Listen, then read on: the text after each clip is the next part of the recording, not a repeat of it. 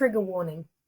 This episode may discuss one or more of the following topics: violence, death, including that of people of Indigenous descent, war, abuse, medical issues, self-harming behaviour, eating disorder behaviour or body shaming, drug and alcohol addiction, sexual activity, hate speech or strong abusive language, discrimination, and stereotypes.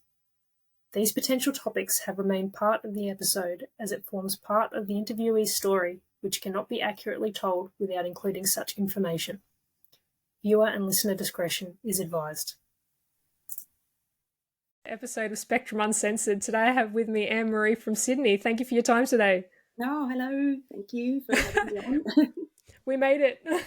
Finally. For anyone watching. Yeah. It took us a long time to organise this.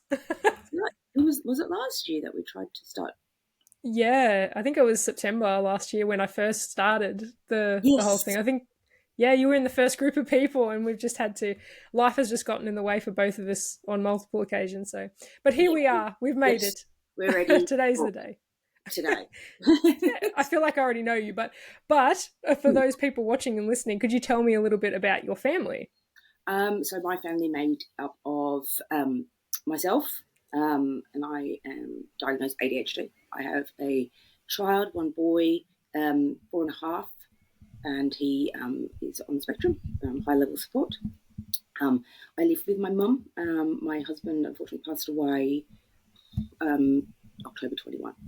And that was, pre-diagnosis of my son, my diagnosis. So all of the door for, neurodiversity and diagnosis and therapy sort of, was opened after his, my husband's death. So it's, I had to deal with the grief of my husband, the grief of, losing the dream I had for my own child. And, not a grief of my own, more of the sort of the understanding, just like, that's why this is happening. That's why you do it this way. So there was a big, confirmation, I guess. So that's, my family makeup, who I live with per se, but I have a very big, family on my mother's side. So it support me here and there.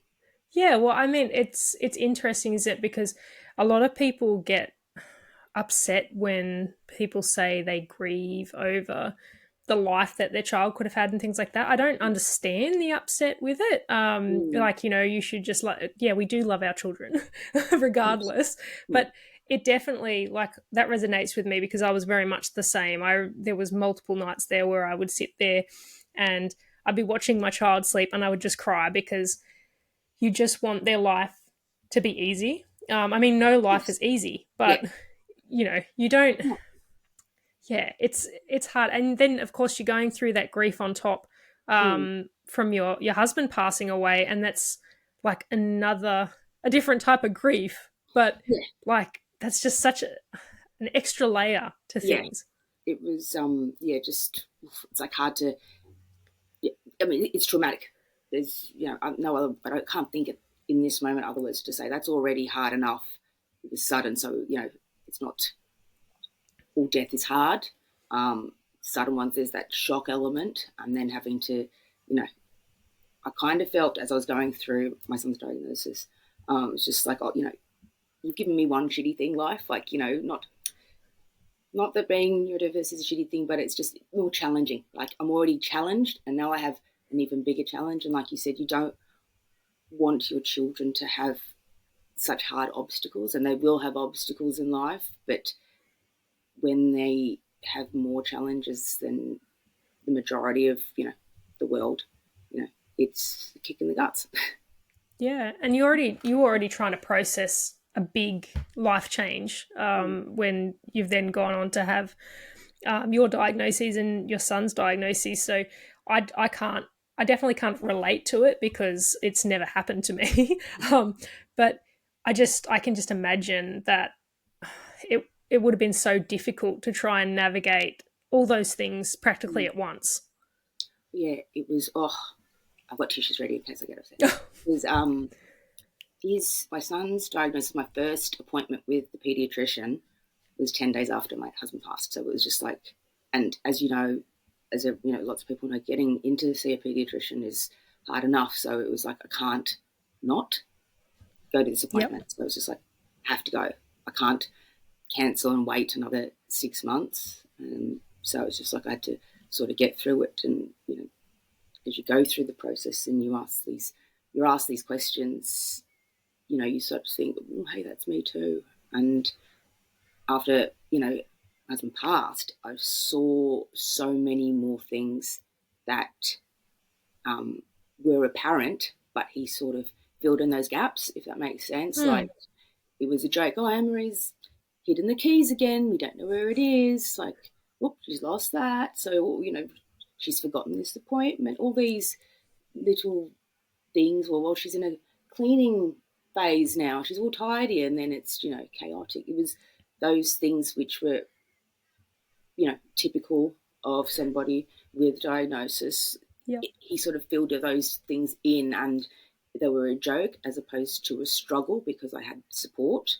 So Yep. I feel like when he died, all my, symptoms of ADHD, how they, express in my life was so much stronger because I had to deal with grief. So it was just like, oh gosh, like I will have to chase this up because I don't want my child to grow up with a mum who's just, wallowing in grief all the time. And it was something that I knew I could, get help for, like get medication for, and that could be the first step to, making sure that his life is okay. Because I'd just be unfair for him to like look back and like, oh yeah, my mum just cried about my dad the whole time. That's all I remember of my childhood. I'm like, okay, well, let's see if I can sort that out.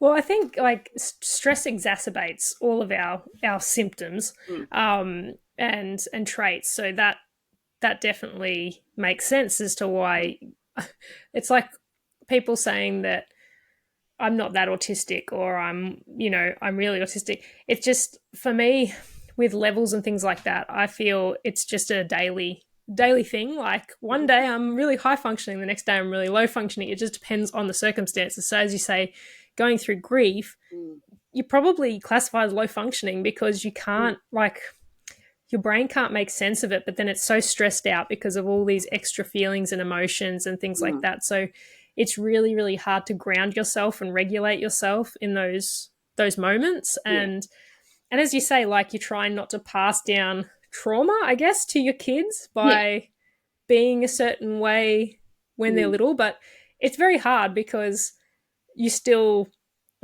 I feel like for us with kids that are on the spectrum, but also on the spectrum ourselves, we are constantly trying to do the right thing by them, but it's so much harder because you feel almost like you're walking on eggshells all the time because you're trying to keep yourself in check to be able to help them to the best of your ability. I don't really know how to explain it, but it's just a whole new level of hard. Yeah, well, I suppose, hindsight's 2020. I can't change what's happened up until today, but this is where I'm at, and I know that I want him to have choice. I did it. Oh God, it would have been like 15, not 15. I can't count. A long time ago, I did a course on neuro-linguistic program, and one of the facilitators of the course made a comment. I can't remember the exact wording, but it's about having choice, and I would like to be able to model for my son lots of different examples of life. Like, I mean, I'm a homebody and I also have grief, so maybe that's making me more sort of insular. I don't want him to always be home and then he molds into this hermit crab when he naturally wants to be out all the time. So I want him to be able to experience going out and, staying home. And so when he is older, he can say, well, this is what I feel like, not this is what I know, if that makes sense. That does make sense. I know what you're saying because I am the same. I do it a lot with food as an example. I just think, oh, I don't like that, so he's not going to like that. That's not necessarily true. Like I guess that's maybe the very black and white thinking of autism, but I just think, oh, he's a fussy eater, so he's not going to like that. And then he goes and eats it and I'm like, oh, okay, he does like that. So you have to open your mind to other possibilities outside of what is possible for you or what you Yeah. like. And that can be hard. That's a hard habit to break, Yeah. especially when you're on the spectrum, because you do focus on what is comfortable for you, because first and foremost you need to be able to regulate. So if you Yeah. can't regulate, then there's Mm. no way that you're going to be able to 100%. help your child regulate. So um, I can definitely understand what you're saying, and it's trying to not hold Mm. our children back, especially when you go through all these medical appointments and they tell you all these things like your child will never do this and your child will Mm. never do that and they will never want to, go and do these things. Mm. And they don't know that. They Mm. don't, like, because every person's an individual. They're going off, I guess, case studies and things like that, where Mm. the majority of people in that group didn't Mm. want to do that, but that doesn't mean your child doesn't. Yeah, no, 100%.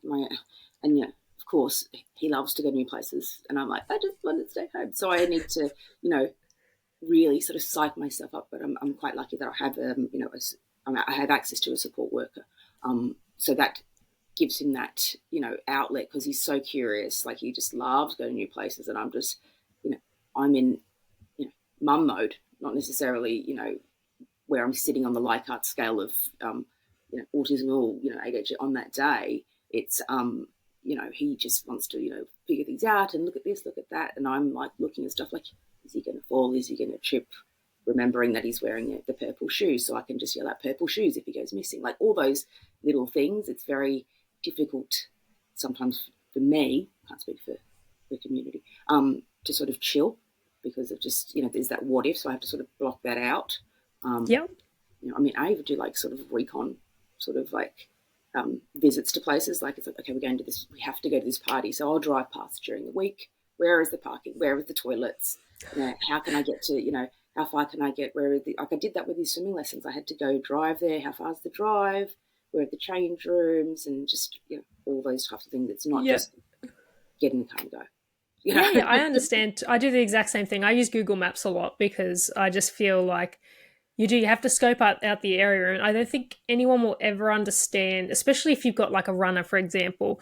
They're Yeah. never going to understand how much effort goes into an outing. And my Yeah. son doesn't run so much anymore. Mm-hmm. He's doing quite well with that stuff, but that's only kind of been in the last 6 months maybe that he's kind of decided, okay, maybe that's not a good idea. Mm-hmm. We still have our moments, but for the most part, he's doing a lot better with that. But when he wasn't, Mm-hmm. it was constantly like driving past, as you say, how big are the fences? Is he going to be Yeah. able to escape that place? Is it, so, or, what's closest? Are there big main roads? We should probably find one that's in a quieter location. A lot of the time with parks, won't go to that park, it doesn't have a fence. Yeah. I mean, fences don't stop him; they just will slow him down, but Yeah. not by much. Maybe 5 seconds. He's like an Olympic hurdler, but I understand what you're saying. There's so much preparation that goes into these things, and then on top of that, you have to self-prepare as well. Yeah. And I feel like that's probably the hardest part, because it's so easy to kind of just go, okay, well, I'll just scope out the area and all that, but then you're trying to, as you say, psych yourself up to do Mm. something that you're not comfortable with to benefit your child, to give Mm. them a better life. And it's really tricky, and we probably traumatize ourselves quite a bit Mm. in trying to help not traumatize our children. Yeah. So there's a bit of self-sacrifice there, Yeah. and it's not that we want pity for it or anything like that. It's just recognizing that Yeah. we do have to be kinder to ourselves. Yeah. 100%. Yeah. I do have you know, an understanding of, the analogy, it's an analogy, but you get on an airplane and they say put your air mask on first before you help, like, anyone else or your children. And I find that interest in life, and I always tell that to anyone in general anyway, because it's, I try and make sure that I have a massage. That's my thing. I stop drinking, I don't smoke, don't vape, don't do any of those things anymore. So it's just like a massage regularly is, my thing, and I don't feel guilt about that, because the time that I'm with him, I can then give him, 90 to 100% of me, as opposed to sort of being there 50, 60, and not paying attention, because then that's just detrimental to him. I want him to have, Yeah, and you try. great memories of those, for him growing up. Yeah, well, when you're like at that 50, 60%, you're trying to top yourself up and you just can't quite keep up with, and then you just, gradually you burn out. That's Oh, what ends up happening. yeah. Yeah. It's like I had I remember there was a week a few months back where it was too many appointments, and then it took me like a good like 2 to 3 weeks to sort of start to feel normal again, because it was just too much to cope with, just doing all the things. I'm just like, but then it's just like I need to do all the things, so I've just got to do them, but now I can't do them. So I mean, I was very grateful that we could have those conversations, just like, yeah, no, not enough spoons, like we'll just put it to next month. Oh, guess what, I forgot I have holiday. Yeah, guess what, I can't do it. I just can't be asked. The universe will just align when it's meant to. And Yeah. that's the thing is, I don't know if you're guilty of it, but I do it all the time. I'll look on my massive wall planner, and be like, oh, okay, no, I've got like 7 different appointments this week. Oh, but next week's free. I can slot something in there. And then I'm like, why did I do that? I needed that week to just come down from the previous week. Yeah, 100%. I mean, there's obviously like pediatrician appointments.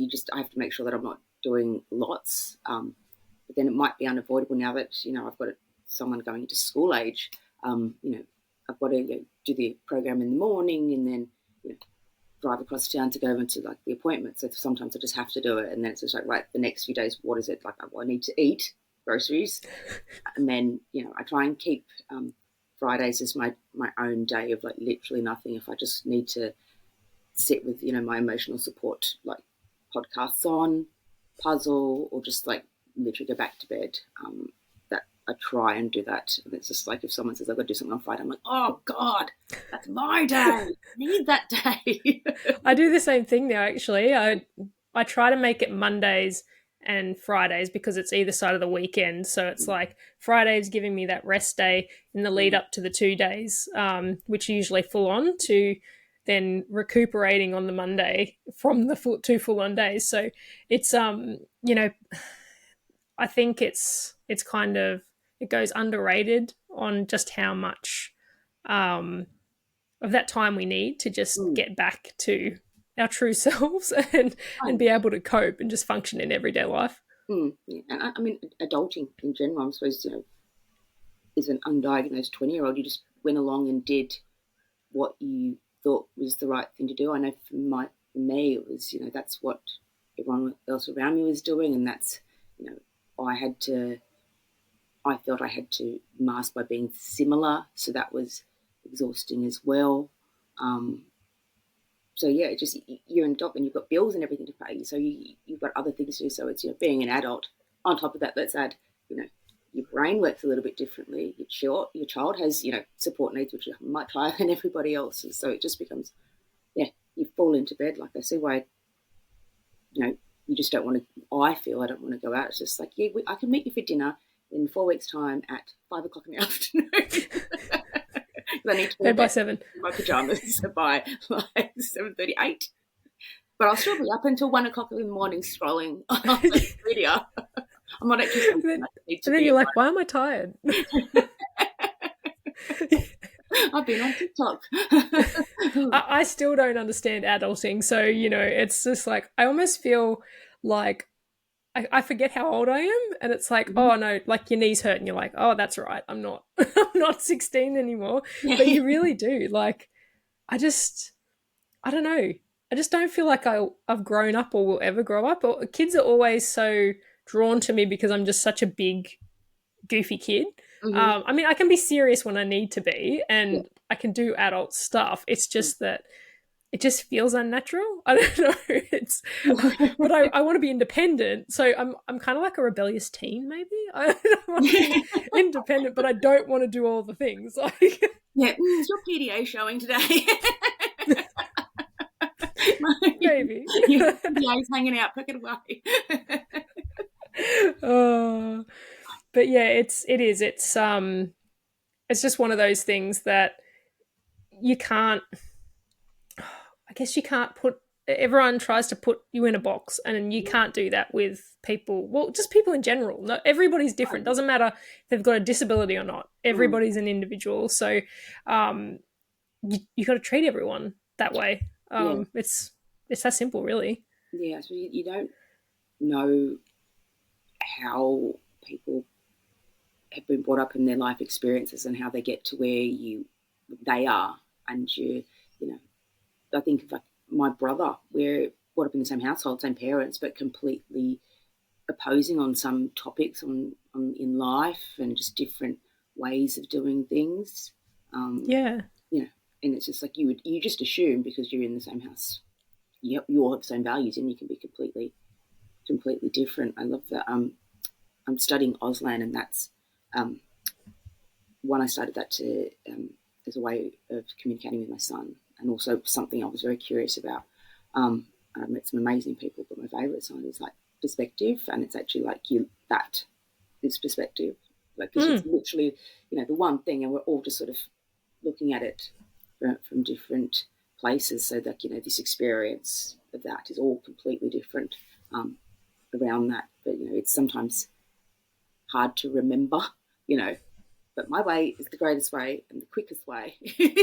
Yeah. Just do it. And it really irritates me when you do it that way. And I can feel my toes going like this in my shoes, like, oh God, please don't do it that way. Please don't use that fork. Please don't. Yeah. Don't touch that fork, please. Yeah, I've got some such weird sensory issues. Like I can't have if I've got wet pruny fingers, and I'm getting sweaty just thinking about this. It's bad. If I've got wet pruny fingers and somebody else with wet pruny fingers touches my fingers, I just I can't. I don't know what it is, and I've always been that way. It's the same with um, cutlery being scraped across teeth. Can't do it. And I used to always be, told I was a hypochondriac and all this kind of thing, and I was making this stuff up. I'm like, no, dead set. Like I have a physiological response Oh, to those things.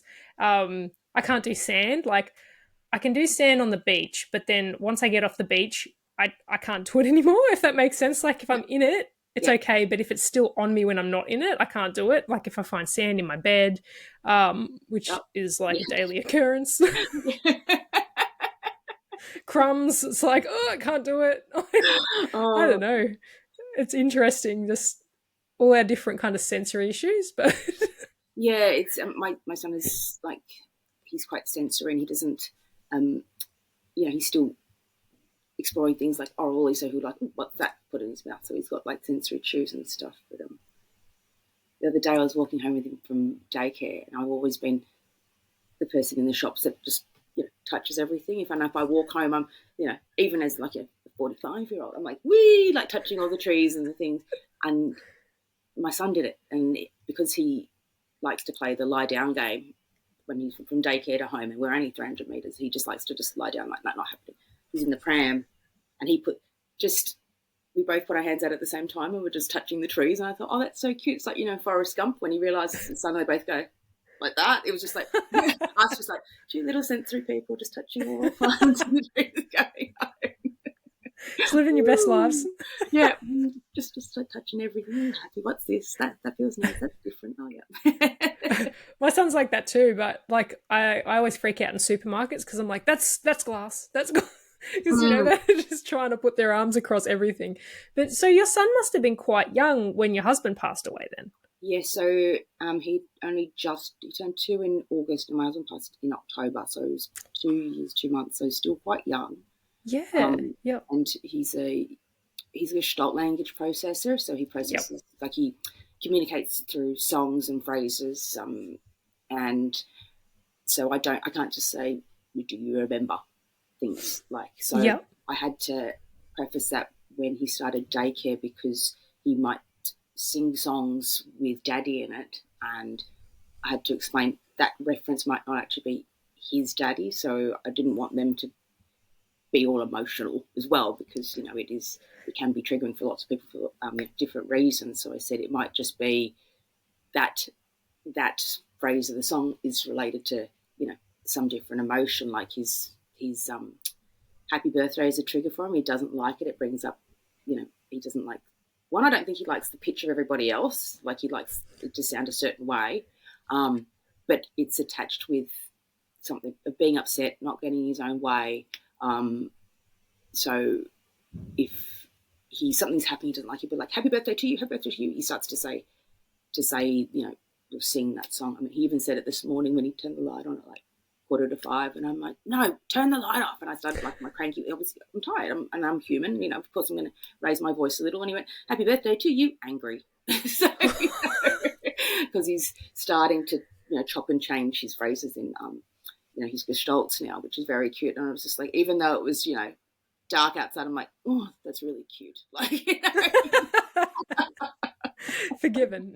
Yeah, gosh, if he just had birthday to you, I would have just kept going. But he was like, oh, that's really cute. So, yeah, so I've had to explain that to people, not to, just to be aware of that. I mean, I don't. Maybe when he gets older, he'll be able to communicate to me what, and if he does remember, he's pointed to pictures and said, "Daddy," before. Is that because I've told him it's? I mean, is it because I've told that to him? I don't know. Is it because he's too young? Perhaps. It's maybe I'll learn when he's older. Maybe he'll tell me. Maybe he won't. So, yeah, it's you don't really know until it happens, do you? Yeah. I still feel too. Still, I mean, I don't remember things that do. I'd probably put money on the fact that most people won't remember, things that happened when they were 2 years old. So. Yeah, I don't know. It's amazing. You might have, one little memory. I mean, I do have memories of me and my dad, like when I was younger, but just I walk one that I can remember. I can't remember. Maybe there's a song that he might remember. Maybe there's something that reminds him of his dad. So, and in a way, I was a bit grateful that he was a bit younger. I mean, the next day, it's awful. When we woke up, my son ran in looking for him, and he did that for like 2 or 3 days, and then it stopped, because it was the routine of seeing his dad, because his dad was around a lot because he worked for himself. So he was home, and it was at the end of COVID, so we were indoors a lot and always together. So having that person not there. Although there was one time that one of the educators came over to me and told me that he went to a dad at pickup and wouldn't let him go, and he had a similar look. I asked what the dad looked like, and so he had a similar look, and just he didn't want to let go of this person's dad, which was happy in a way that he had him a memory. I feel that he probably recognised that, but also sad that he doesn't have that. Yeah. And I find that lots of people will say, oh, you can't miss something that you didn't have, or you don't remember having, things like that. That's not true. I mean, obviously, as he gets older, he'll ask you questions. Like, he'll be like, why don't I have a dad? If he doesn't remember having his dad. Yeah. But the mind is an amazing thing. Like, I remember breaking my leg when I was 3. Like, very, very clearly. I know where I was. I remember the actual event. I remember my dad taking me home and putting me to bed instead of taking me to, like, he didn't realise, in his defence. And it's quite ironic because I broke it outside of a hospital.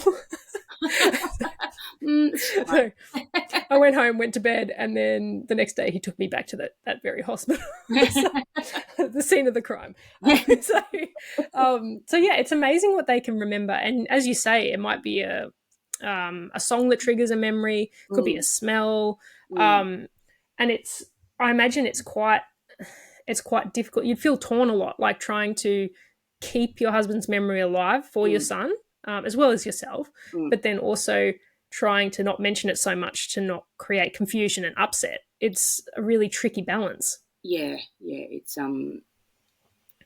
probably when he starts to be able to communicate more clearly that will probably be more challenging. But at the moment, it's not such a big thing, because I still acknowledge him, like, well, that's Daddy in the photo, or if, that's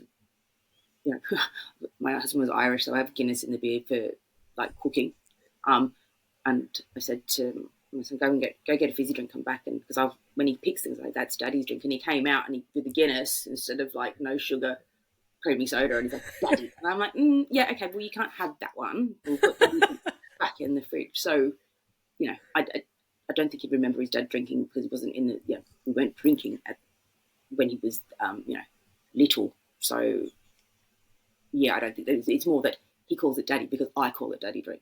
So I try and keep those those things around. They're not totally dismiss it for he was here. He's you're the reason. He's the reason you're here. You exist. Yeah. So I tried. My husband was from Northern Ireland, so I try and keep podcasts and that in the background. So he hears that accent, and he does say upstairs. He doesn't say stairs. He says upstairs because that's how you say it with an Irish accent. I mean, my accent's probably very terrible, but just having it around so it's not like something you can't ask questions about. Yeah, yeah. It's quite a lot of people, it's almost like it's taboo a little bit to talk about that stuff. And I think it's really important to talk about those kinds of things. Like, it's actually a coincidence, but today, one of my friends is being euthanized.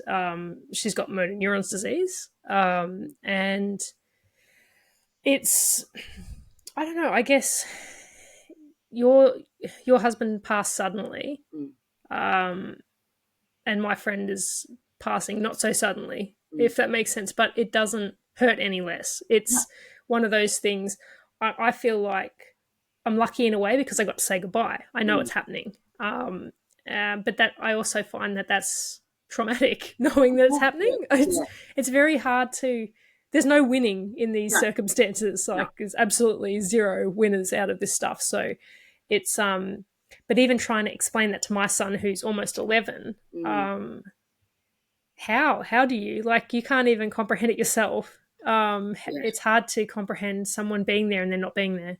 yeah. It's very strange. And my nephews were younger, and they understood that something was happening, but they didn't have that emotional connection. Now that they're older, they'd be like, oh crap, this is actually a really big thing. Whereas I have nieces who understood that this is a huge thing. Um, and his goddaughters, were obviously upset. And everyone responds to it differently. I do know that I met up with one of my neurodiverse mummy friends that I've made on social media, and she's very few times has anyone ever sort of asked me about him, and I think perhaps that's just how it's her as a person, but because people who are neurodiverse, autistic, or ADHD can be a bit more blunt. They'll ask me about it, and which I find actually quite refreshing because I find a lot of people, regardless of where they sit in the spectrum on the wheel, if they're on it or not, don't want to talk about it. So, um, she was just like, "How'd you meet? What would he think of this?" Including him in that conversation, because we talk about our children, what they're going through. What would your husband think of that? Would he be okay with that? Or do you think it was this and that? And it's actually quite nice because Hmm. because she is who she is. She's just like, but I don't know how. That's the way you ask about it. That's the way you talk about it. And I'm like, no, that's because of your brain. That's because of my brain. It's not. Okay, I've been going through this for 2.5 years, coming up to his third year anniversary now. That's not how the majority of the world I experience, deals with it. It's more, let's not talk about it because we don't want to deal with the emotions of it. Um, And it's kind of treated like a dirty secret. mm, Like, it's weird. I yeah, don't. I agree. Like, I feel like if I'm not going to not talk about my friend, for example, that mm, is passing away today. I'm not going to stop talking about it because she's no longer here. Like, you mm, still want to keep the memory alive. They still yeah, existed. yeah. And I mean, in hindsight, do you think that your, and upon reflection, do you think that your husband might have been on the spectrum? Um, there are definitely moments where I thought, that's different. That's different. Sometimes it could have been blunt.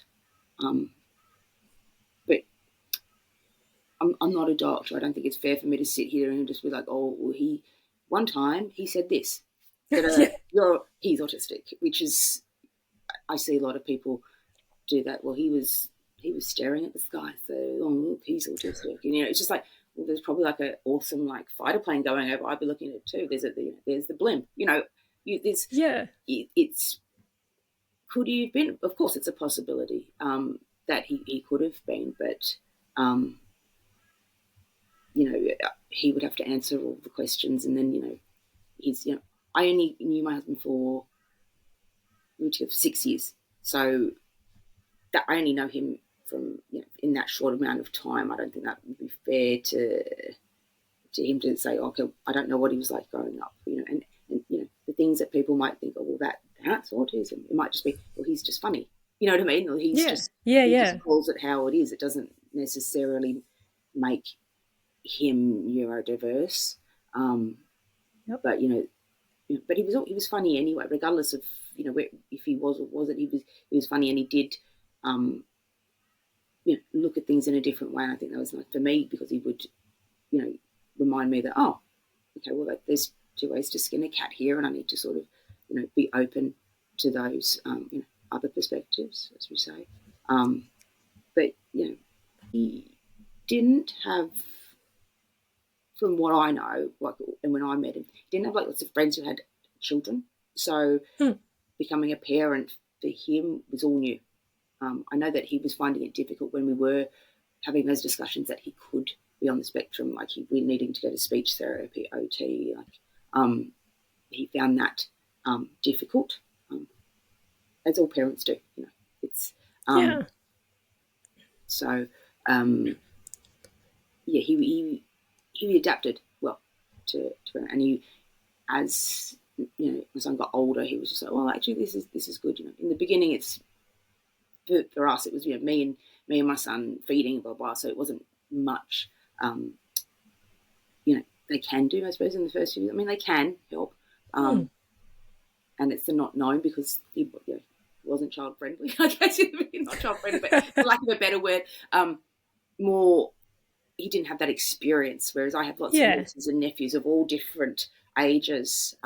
So I've older cousins and younger cousins, and my cousins have children. So I've been around children a lot. So it was just like, okay, I can, my friends had babies, so it was easy. Whereas he didn't have that, so it was just, what Just the do I lack of do? life experience Yeah, around yeah, children. yeah. Yeah. And I was Yeah. just, the first time I left him with him was just like, I'm going to the shops, just don't break the baby.